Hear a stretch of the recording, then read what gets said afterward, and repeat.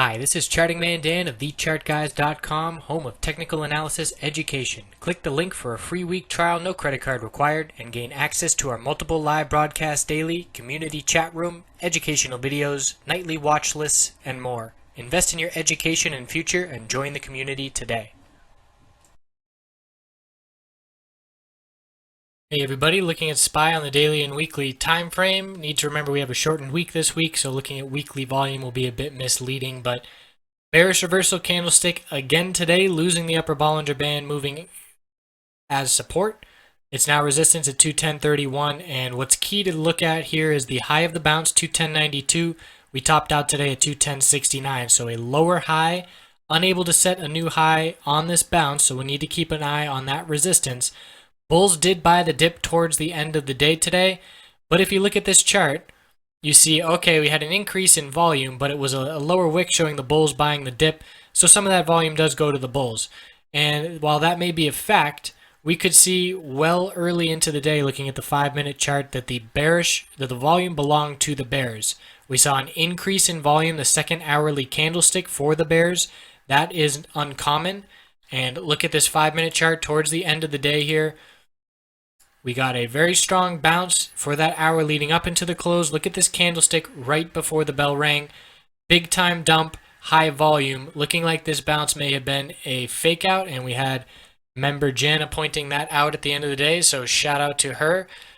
Certainly could be potential here for another entry for weakness and a little bit of fake out trapping in some bulls here. But obviously the overall trend has been for the bulls. It is just today was the most bearish looking day that we've seen in the past 2 weeks. So the weekly chart, we've got a bearish reversal candlestick forming below key resistance. Obviously 3 more trading days left in this week, so this pattern will change. And we're going to be watching if we can close higher than the high close of last week, 210.24, or if we are going to consolidate. Want to keep in mind that this is a potential cup and handle pattern. I know people like to point out these patterns all the time, and most of the time they don't follow through. But just something to be aware of: when you have a resistance on the left side, you form a cup, you have the inability to break that resistance on the right side, then you consolidate for a few days either sideways or downwards, and then you break out big time on high volume to higher highs. So that's a potential to keep an eye on. I would never make a trade based on anticipating that pattern to play out. It's just something to keep in mind. A break of 209.18, the low of today, will indicate weakness and a test of a moving average support likely coming.